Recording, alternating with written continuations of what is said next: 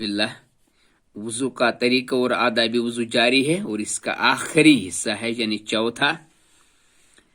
ये 37 वाली तस्वीर है। कानों का मसह बगैर नए पानी से तार किए दोनों शहादत की उंगलियों को दाएं और बाएं कानों के सुराखों में डालकर अंदर फिराएं और अंगूठों को कानों के ऊपर पीछे से फेरते हुए ऊपर ले जाएं। और ये तस्वीर नंबर 38। फिर बाएं हाथ से दाएं पैर कदम को टखना समेत अच्छी तरह मिलकर धुलें। ऐसा 3 मरतबा करें। और यह तस्वीर नंबर 39। हर बार बाएं हाथ की छोटी उंगली यानी छंगली से दाएं पैर की उंगलियों के दरमियान अच्छी तरह मिलकर खिलाल करें और एडियों पर भी ध्यान दें ताकि सूखी न रह जाए। और यह तस्वीर नंबर 40 यानी ये गलत तरीका है। पैर की उंगलियों को खिलाल करते वक्त एक से जायद उंगलियों से खिलाल करना सही नहीं है और यहाँ पर क्रॉस लगाया गया है। और ये 41 है। फिर बाएं हाथ से बाएं पैर कदम को टखना समेत खूब मिलकर धुलें। ऐसा 3 मरतबा करें। और ये है 42 वाली तस्वीर। हर बार बाएं हाथ की छोटी उंगली यानी छंगली से बाएं पैर की उंगलियों के दरमियान अच्छी तरह मिलकर खिलाल करें।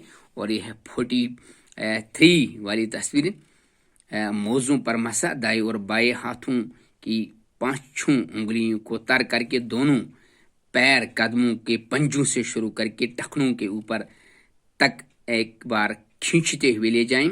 और यह तस्वीर नंबर 44। फिर दाएं हाथ से थोड़ा पानी लेकर शर्मगाह के ऊपर पायजामा या लुंगी पर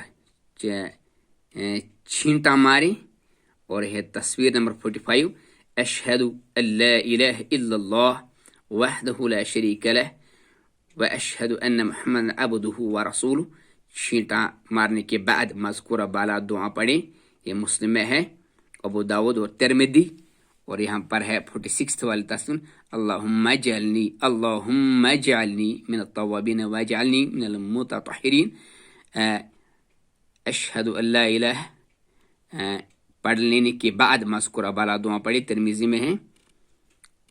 और ये था वज़ू का तरीका और आदाबी वज़ू का चौथा हिस्सा। और ये मुकम्मल हो गया बिफज़लिल्लाहि ताला। अल्लाह ताला से दुआ है कि उसको कबूल फरमाए। आमीन या रब्बल आलमीन।